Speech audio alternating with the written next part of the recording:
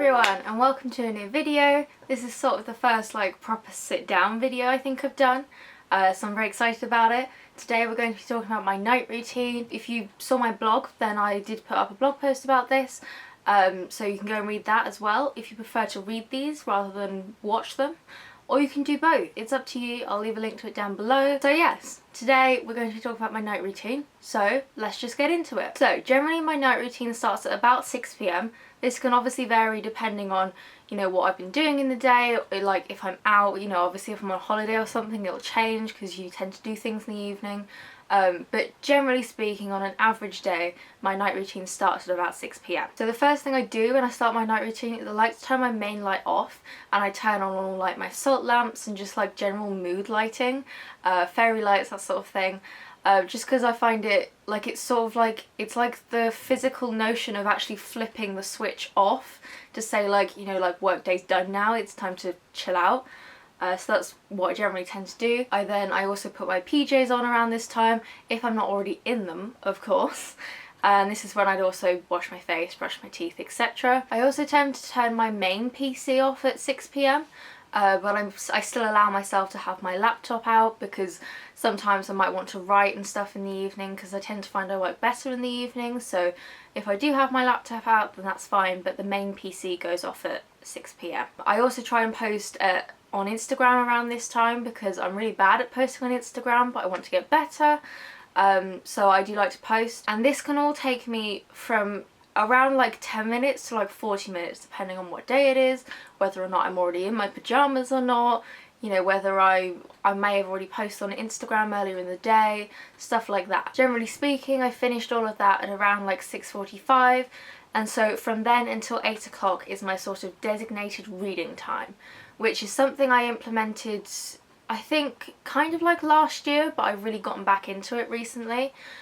Because I like to try and read every day, which is something I was really good at doing last year, and I sort of fell off it this year because of my exams, but exams are over now so I've got no excuse. So I like to sit down in the evenings and dedicate some time to reading. I do this for several reasons. One, because it's an easy way to make sure I'm reading every day, and two, because I really find that reading helps me A, unwind, and B, it helps me take my mind off things. It allows me to escape to another world for a little while and not have to worry about anything that's gone wrong that day or I haven't gotten done or that I have to do tomorrow, because I'm just reading and I'm in that world for a little bit. So then once it hits 8 o'clock or, I reach the end of a chapter or whatever, I then turn even more lights off, so it's just sort of my salt lamps still on, and I'll then do some yoga for a little bit, which I find incredibly helpful because it's sort of like a physical release for all of the emotions, whether they've been negative or positive,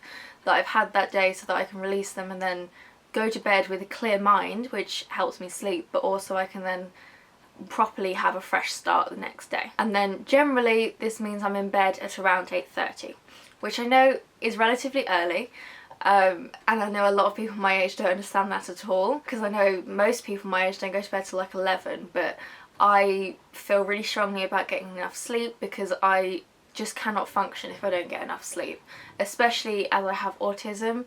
If I don't get enough sleep, it increases the chance of sensory overload. Just generally I won't function as well, I won't be able to verbalize as much, because while I sound very well spoken most of the time, the less sleep I get, the less I'm able to function, and so therefore I become very non-verbal sometimes. So sleep is incredibly important to me, which is why I put so much effort into my night routine and make sure I go to bed on time. Just because I go to bed at 8:30 doesn't necessarily mean I'm asleep at 8:30, but generally I am asleep before 10. And that is my whole night routine. Not anything extravagant. I don't have really extravagant skin routines or anything. I don't do any of that. I don't shower in the evenings either. I prefer to do that in the mornings, or I'll do sometimes have showers as a break in between big tasks in the middle of the day, but I don't shower at night because at night the rest of my family's home and I don't like to be wandering around the house too much, especially because we only have one shower in our house, which is a bit inconvenient. As I said, my night routine is nothing, uber fancy or anything, but my main focus is just to relax, calm any anxieties or negative thoughts I may have had that day, and also to recharge for the next day, because recharging is incredibly important to me as someone with autism and just as an introvert in general. I need my time to recharge, I need my time to myself, and reading, yoga, just turning most electronics off. I'm not that picky about my phone, because I know some people might find it makes a difference, but I personally don't at all.